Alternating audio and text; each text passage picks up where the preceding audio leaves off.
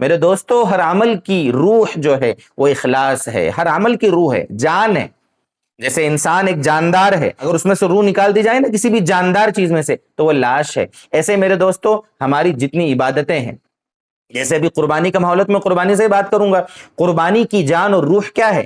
اخلاص ہے، اخلاص ہے۔ اس لیے میرے دوستو قربانی کے اندر بھی ہم اخلاص کو پیش نظر رکھیں۔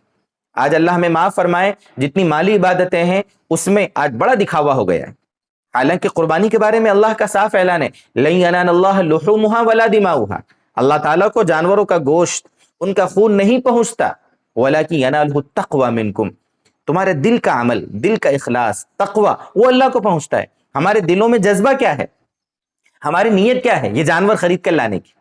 اس لیے میرے دوستو پہلی چیز تو یہ کہ جانور آپ نے خریدا ہے، بھلے آپ تھوڑا سستا جانور خریدیں، دکھنے میں چھوٹا جانور خریدیں، سال بھر کا ہو، وہ جو شرائط وہ پوری ہونا چاہیے، لیکن آپ ہلکا پتلا جانور لے آئے، اخلاص کے ساتھ لائے، اس میں آپ کو زیادہ ثواب ملے گا۔ اور آپ 50,000 کا 1 لاکھ کا بکرا لائے ہیں اور دل میں نمائش ہے، دکھاوے کر رہے ہیں، گلی محلے میں گھمایا جا رہا ہے اور آپ کی نیت نمائش کی ہے، تو میرے دوستو اچھے سے سمجھنا کہ وہ 10,000 15,000 کا بکرا جو اخلاص کے ساتھ آدمی لایا ہے نا، وہ زیادہ ثواب دلائے گا بنسبت اس 50,000 کے بکرے کے جس میں نمائش ہو رہی ہے۔ وہ تو اللہ کا احسان ہے کہ نبی کریم صلی اللہ علیہ وسلم کی برکت سے ہماری قربانیاں بھلے دکھاوے کے لیے کریں تو اللہ تعالیٰ دوسروں کو دکھاتا نہیں ہے کہ اس نے دکھاوا کیا ہے۔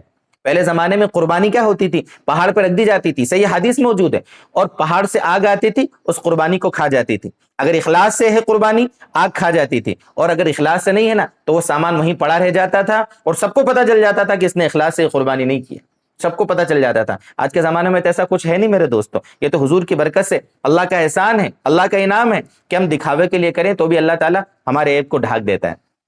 لیکن میرے دوستو آخرت میں پتہ چلے گا اخلاص کے ساتھ کی تھی یا دکھاوے کے لیے کی تھی۔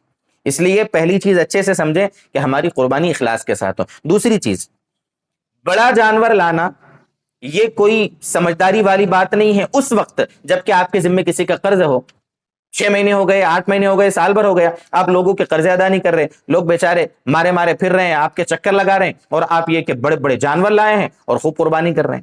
ایک جگہ میں جمعے میں بیان کرنے کے لیے گیا، گزشتہ ہفتے یا اس سے پہلے کی بات ہے، بیان کر کے باہر نکلا، اسی طرح سے قربانی کے کچھ مسائل ان کو سمجھا رہا تھا، تو ایک صاحب مجھے کہنے لگے کہ سامنے بکرا دکھ رہا ہے، یہ 60,000 یا 70,000 کا کتنے کا بتایا انہوں نے، یہ لے کر آیا ہے، اور اس کے رشتہ دار ہیں، غریب ہیں، ان کے 50,000 روپے اس کے اوپر قرض ہے، وہ ادا نہیں کر رہا ہے، سال بھر ہو گیا۔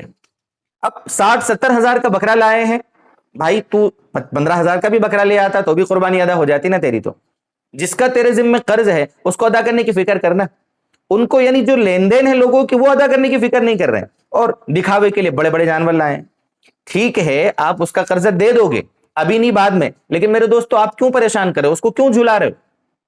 وہ آپ کے ذمہ واجب ضروری کام ہے، اس کو ادا کرو نا۔ آپ دونوں کام کر سکتے ہو، اس کے 50,000 دے دو اور باقی آپ 70,000 کا بکرا لائے، 20,000 کا بکرا لے آؤ، 70,000 میں آپ کا قرض بھی ادا ہو رہا ہے، آپ کی قربانی بھی ادا ہو رہی ہے۔ یہ کون سی بات ہوئی کہ 70,000 میں بکرا لے آئے اور لوگ آپ کے پیچھے چکر لگا رہے ہیں؟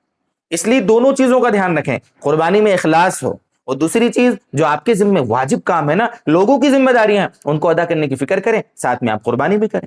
بلکہ میں تو ایسے لوگوں کو مشورہ دیتا ہوں کہ اگر مقروض ہے نا، قربانی واجب ہے لیکن آپ کے اوپر قرض ہے نا، تو آپ بڑے جانور میں حصہ لے لو نا، بڑے جانور میں کیا ضرورت ہے؟ لوگ بولیں گے کہ یار ایسا ہے ویسا ہے، جانور بھی قربان نہیں کر رہے، کیا لوگوں کو دکھانا نہیں ہے؟ ہماری ذمہ لوگوں کا قرض ہے، ان کو ادا کرنے کی فکر کرے، بڑے جانور میں حصہ لے، آپ کی قربانی بھی ادا ہو گئی اور آپ کا قرض بھی ادا ہو گیا۔